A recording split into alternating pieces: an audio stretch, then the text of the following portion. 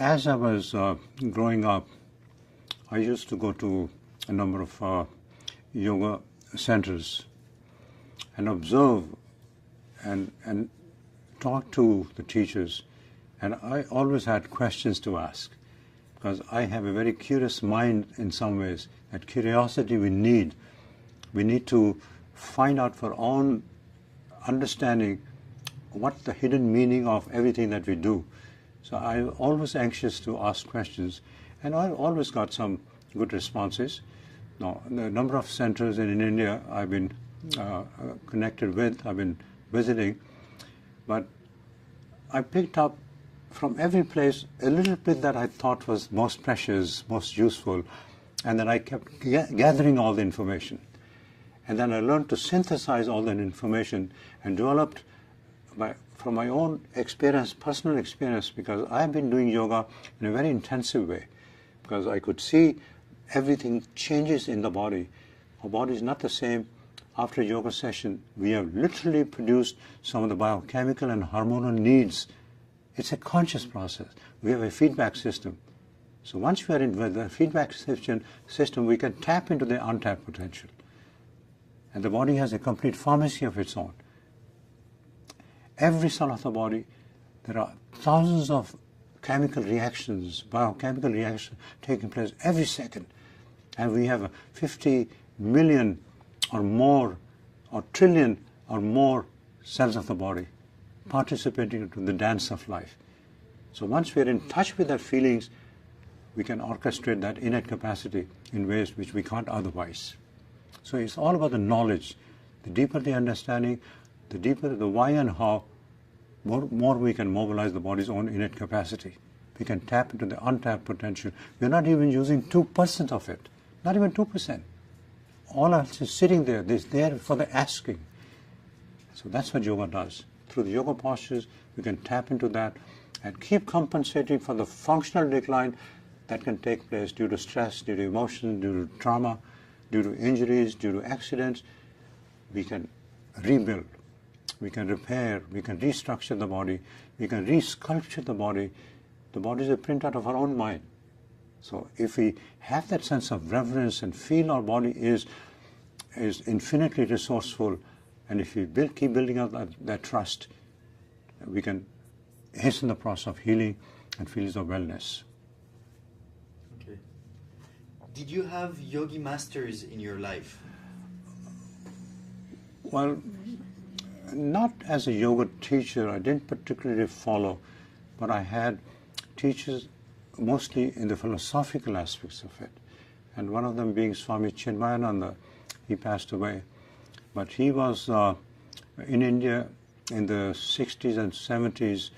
He revived the whole notion, the philosophical notion, which, every major city is being westernized.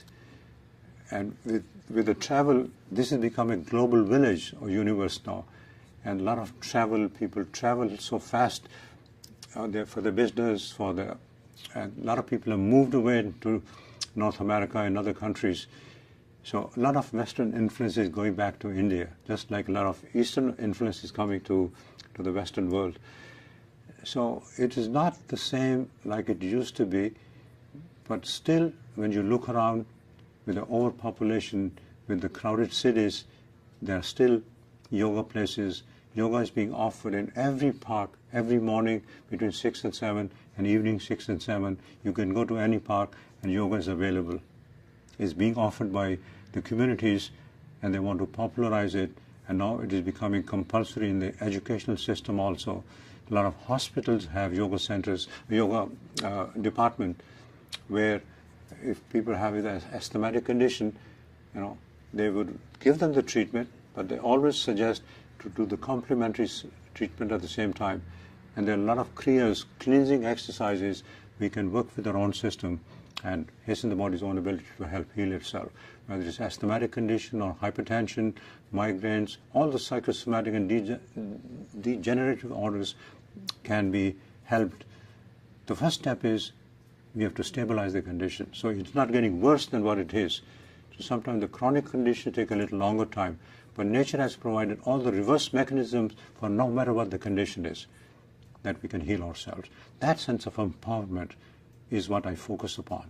So once the people begin to see that power, then it will actualize itself. Thank you. In our film, we'll explain a bit more about the story of Swami Vishnu Devananda. Right. And how he came to Canada. So can you tell us about you meeting him and he married you and your wife? Can you? Yes. It's in the early 70s when I used to visit the ashram, and being a very profound center, Swami Vishnu Devananda really put all these things together and created something. He was the first Swami, I suppose, who started off with the yoga program and created a number of followers and put up a beautiful center and a retreat in the Laurentians. And when I came in '69, I was engaged at the time, but my wife being a Christian and I being a Hindu, our parents didn't go along with it. They were not very comfortable. Not that much they were against about it. So we didn't have a chance. We were engaged, but we didn't have a chance to, because I was staying in Bombay. My family was, now it's called Mumbai. My family was in Delhi. So somehow we didn't have a chance to get married. So when we came here in '69 and in 1970, we asked Swamiji to perform the ceremony, and he was gracious enough. And in fact, he had the privilege to perform Indian ceremonies, which were accepted by the Quebec regulations. And but being my wife being Christians, we performed both the ceremonies. We had one in the church and one in the Hindu ceremony also, which Swamiji performed. And it was a great privilege to have him to do that.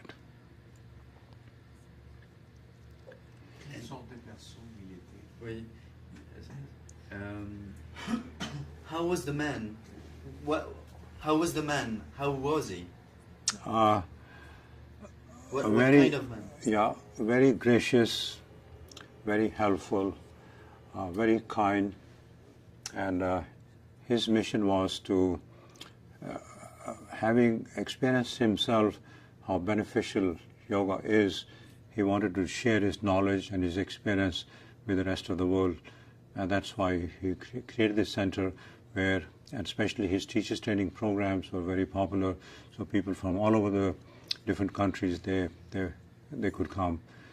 And I think he's done a wonderful job in terms of expanding and giving people a deeper understanding of how it's no longer a luxury, it's a necessity. Because today our stress level has gone far beyond the system can handle, and if you don't take care of it, eventually there's a consequence. And the accumulation of stress can create most of the psychosomatic and degenerative disorders. So his effort in this to bring yoga to the West has been very, very commendable. And what do you think of the situation in the West, yoga, how it expanded? Oh, it's taken a different dimension altogether now. I remember in the early 70s, I tried to introduce the yoga at the YMCA in downtown. That was the first time they had a yoga program. But there was a mixed feeling at that time. Some people thought this was a religion, other people thought it's some kind of a voodoo stuff, some kind of a esoteric approach. But now things have changed. Now it has provided the scientific basis that the system is so profound and so precise that once it is understood and followed on a consistent basis, and now that we are also involved into research We have worked with the Breast Cancer Foundation. We have a program going on with the doctors, and they're participating into this program. It's a controlled study with another group of doctors. And once we get a feedback, we've just halfway through, and by the next month or two, once the study is completed, I think that will be a very credible feedback from the doctors, if they could, because with their understanding and if they feel that it's benefited for them, it could help the larger population with their testimony, because our society is so geared, they're looking for proof all the time, most of the time. So that's why we got into this research program, to provide that proofs for people to be more comfortable that it's a very structured scientific approach. It has esoteric aspects and metaphysical aspects also, but they're also scientific. They're not just a hit and miss method. It's a very structured program, especially the 8 steps of yoga. In my mind, it perhaps is the finest technology for wellness, when understood the way it is.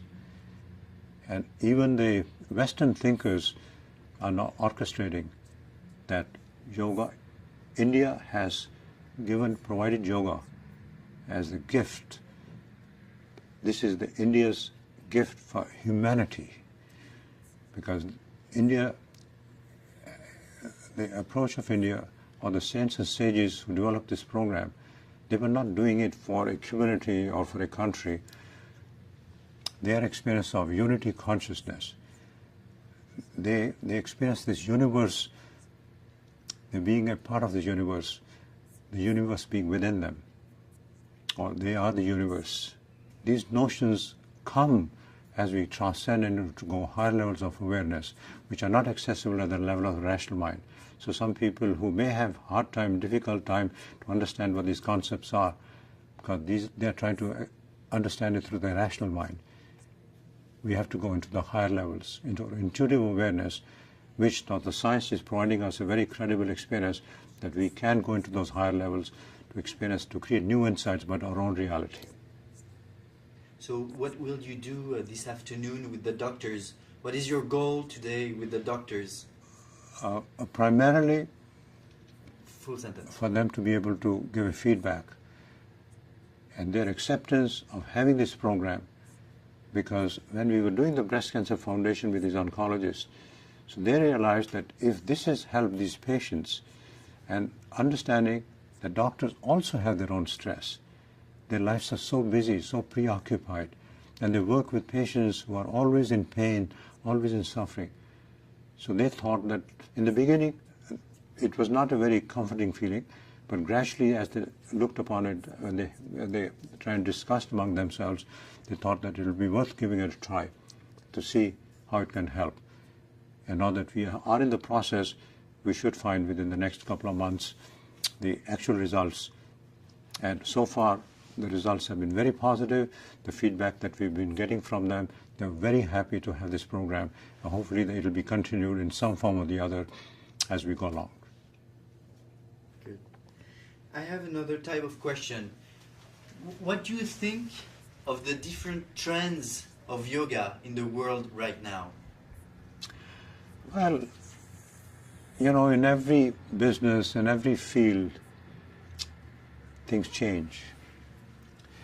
Yoga is not about the name of the teacher. Yoga is a system, profound system that was developed 5,000 years ago, and then structured in a very structured way as a methodology, which was about 200 BC by a sage by the name of Patanjali. And he developed sutras. Sutras is verses where you can express broad meaning in depth in few sentences. So in this Patanjali Sutras, the entire description of this structured approach of 8 steps of yoga are given, which is least understood in the Western world. They go more for the posture, for the breathing, and maybe a few other different techniques of relaxation, for stress management. This is not about stress management. Stress management is necessary.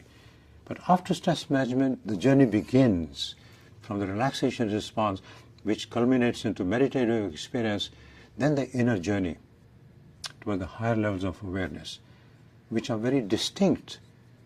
They're being now talked about from the Western psychology, like William James, the father of contemporary psychology. He talks about waking dream and deep sleep. These are relative levels that 99% of the global population is going through. But the levels beyond, which are much more real.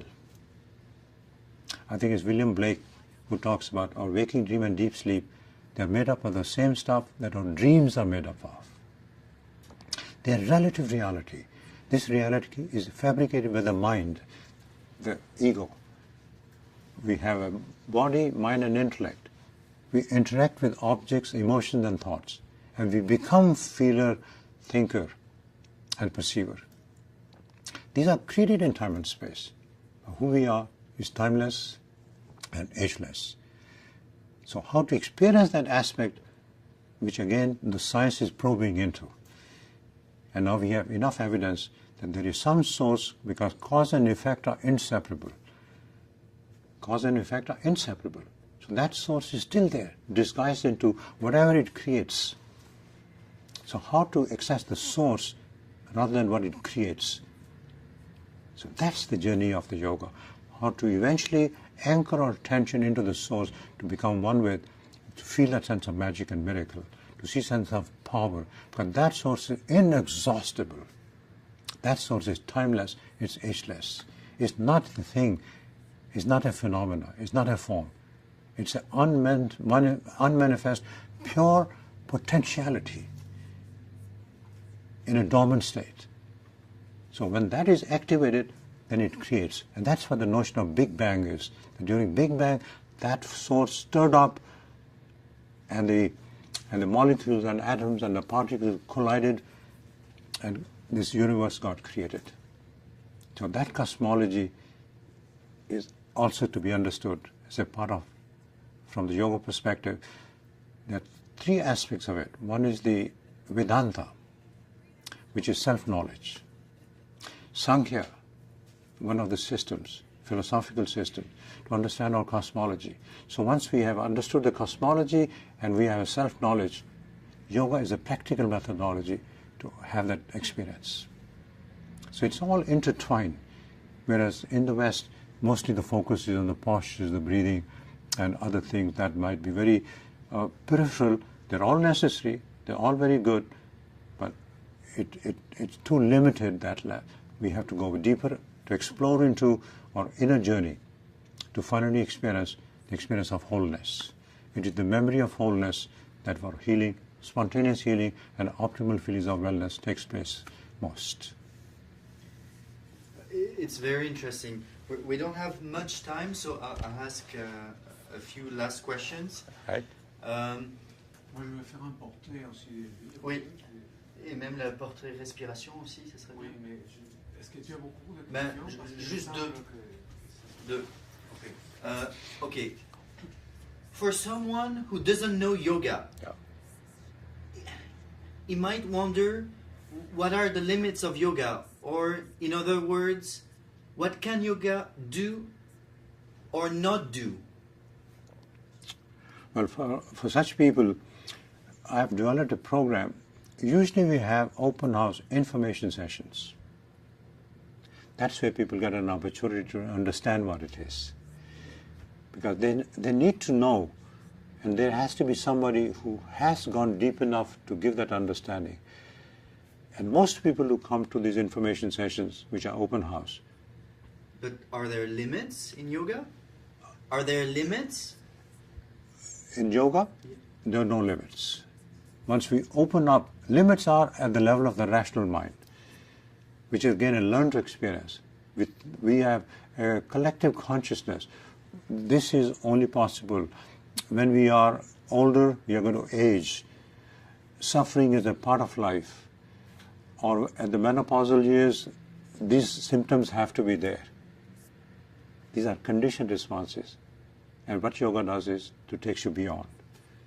That we can deal with no matter what it is. Nature has protected itself and provided reverse mechanisms no matter what the condition is reversible. And yet we have a conditioning from our mainstream, this is not curable, arthritis is not curable, diabetic condition is not curable. They are only being maintained through medication, which is a very confined, limited view. Whereas from the yoga perspective, we have that infinite inner resourcefulness. We can tap into the untapped potential. And this technology has taken millions of years of evolution. And therefore it has perfected itself. The pursuit of this intelligence is to restore perfection. When it reaches a point of perfection, it doesn't stop there. It keeps looking for more perfection. That's how evolution has taken place. From the Stone Age, we had tails. We were climbing up the trees. We used to sleep on the trees from the Stone Age as humans. And then our evolution took place with a new brain, with a new cortex. Such sophistication has taken place.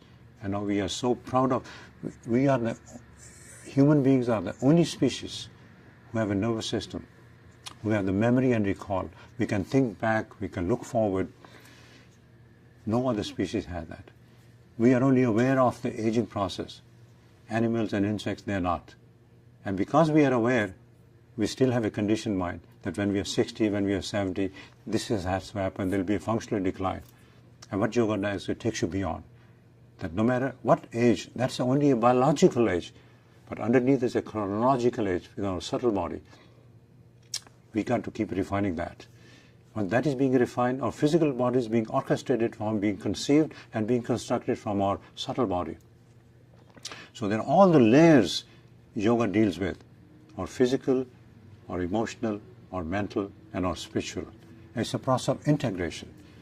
So the deeper we feel togetherness and one with the universe, that gives the sense of power. That we are not confined, we are not limited.